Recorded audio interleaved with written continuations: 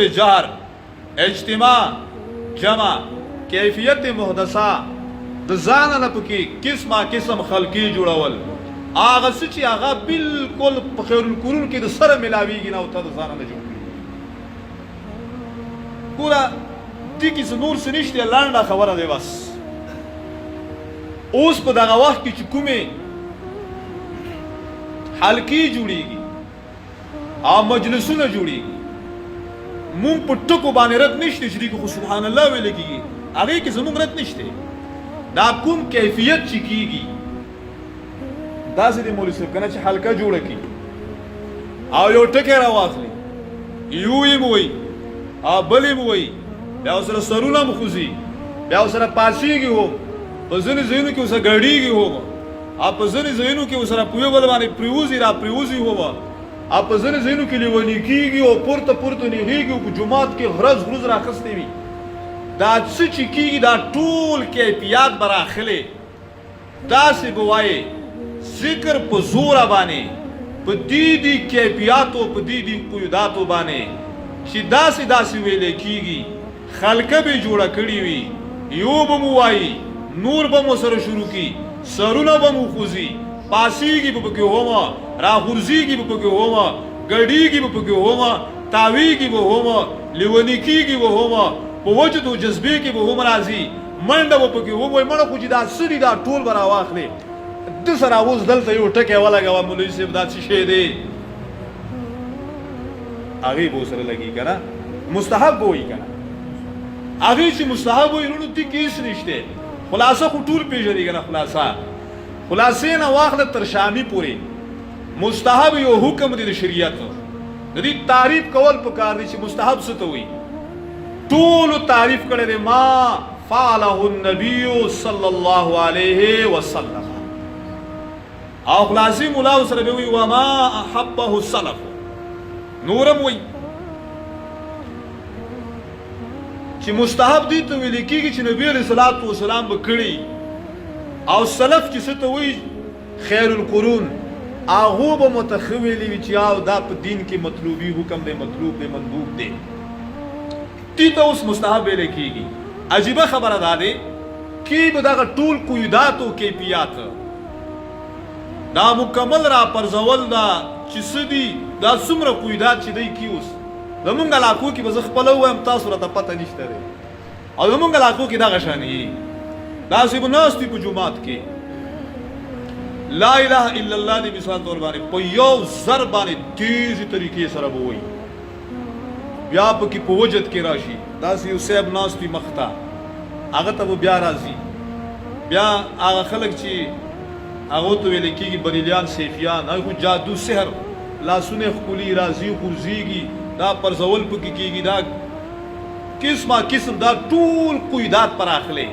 نو د دې استحباب به ثابتېږي، لا اله الا الله نه،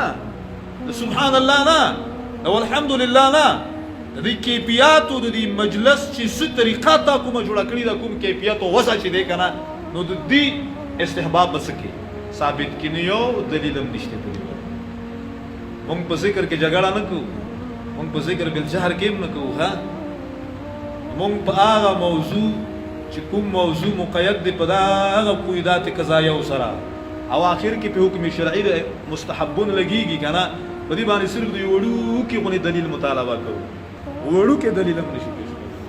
او وړوکی به دا مونږ ووایو چې کم از کم چې دومره خو چې ته وړوکی ملا خو ورسره ومني که نه، نور دلیل خو وړوکی نه. او مونږ څه وایو وروڼو، الله رب العزت په خپل کتاب کې د دعا په باره کې هم فرمایلی دي او د ذکر په باره کې هم فرمایلی دي چې په زوره به نه کوو، په قرار به کوو. الله رب العزت هم فرمایي د نبی علیه الصلاة والسلام په طریقه، نبی علیه الصلاة والسلام هم فرمایي په دین کې به د ځانه نه به نه راوباسئ طریقې، دین به هغه وي چې څرنګه یې دی نو هغه شان وي، د ځانه نه به نه جوړوو. بیا وروڼو لوی علما د فقه زمونږ چې دي هغه ټول وایي الاصل فی الاذکار الاخفاء والجهر بها بدعة. فتح القدیر یو کتاب دی ټول خلک یې پیژني، هغه وایي الاصل فی الاذکار الاخفاء والجهر بها بدعت. اصل اذکارو کې چې دین او هغه اخفاء دی په پټه باندې ذکر کول، والجهر بها بدعت او جهر په دغه اذکارو باندې بدعت دی، بدعت دی. دغه شان الاصل فی الاذکار هو الاخفاء الا فيما ورد التخصيص فيه. البدایع والثنایا وی هغه وی چې اصل اذکارو کې څه دی اخفاء دی په پټه باندې کول دی، الا فيها ورد التخصيص فيه چې په کوم ځای کې تخصیص د جهر راغلی دی هغه بل خبره دی. لکه مونږ تاسو څه کو الله اکبر وی په سوره وی پاسیګو او درې امام سے وی الله اکبر نو په زوره باندې دا شان تکبیرات تشریق دي کنه، شریعت ویلي دي چې په زوره به وای په تیز وی دا شان حاجی سے پاج کی اللهم لبیک لبیک لا شریک لک هغه په زوره باندې وای تلبیه په زوره وای کنه. کوم نه چې شریعت د زوره ویلي دي یعنی په جهري ویلي دي، یعنی شریعت نه چې ذکر بالجهر په کوم مواضیع کې ثابت دی او څنګه دی او موږ د ذکر بالجهر خو منکر نه یو کنه، او چې کوم ذکر راغلی دی هغه د ته چې څه کې دغه نشته چې دی هغه دین دی چې نشته په دین کې د ځان نه جوړې نو هغه به شي بدعت وي، هغه دین نشي کېدلی. ورونو دا ډېر څه چې کنه دا د ناپوهۍ نه کېږي او د ضد نه کېږي، دا دوه خبرې دي، دا ډېرې خطرناکې دي. یو الشبهة بل والشهوة، دا دواړه خطرناک څیزونه دي. چاته شبهه ولګېږي چاته شهوت عارض شي، اشتها، خواهشات، اتباع د هوا. شبهه یا مقصد دا چې بس د وجه د اتباع د هوا د وجه نه د دغه ذاکرینو حضراتو مبتدیینو حضراتو ماخذ چې دی نو هغه د مولانا عبدالحی لکنوي رحمه الله یو کتاب دی هغه ډېر پیش کړي. د هغه خبره به درته وکړم، هغه داسې نه دی هغې ته شبهه لګېدلې ده د دی نه، هغه خپله وایي وله أن الأصل في الذكر هو الإخفاء كما يدل عليه قوله واذكر ربك في نفسك تضرعا وخيفة. دا څه دی کنه الله رب العزت دغه آیات نه استدلال کړی چې وله أن الأصل في الذكر هو الإخفاء كما چې اصل په ذکر کې چې شی دی هغه د اخفاء، لکه څرنګه چې دغه آیات څه کی پر باندې دلالت کوي. او دغه شان یو بل مشهور د فقه کتاب هغه وایي وقد ورد الشرع في عيد الاضحى نو فيقصر ذلك على مورده. ځینې ځایونو کې ذکر بالجهر ثابت دی خو په دغه ځای پورې خاص دی، د ځان نه به څه نه جوړوي، ځان نه به دا نه وایي چې دا دی واغه دی. دغه د لکنوي رحمه الله د کتاب خلاصه یو عالم ذکر کړی دی، مشهور عالم دی او هغه ذکر کړی دی لوی عالم دی مفتی رشید احمد صاحب لدیانوی رحمه الله اصل الفتاوا کې. هغه وایي چې د دې کتاب خلاصه دا دی، یو دا امام او مقتدیان په خپل منځ کې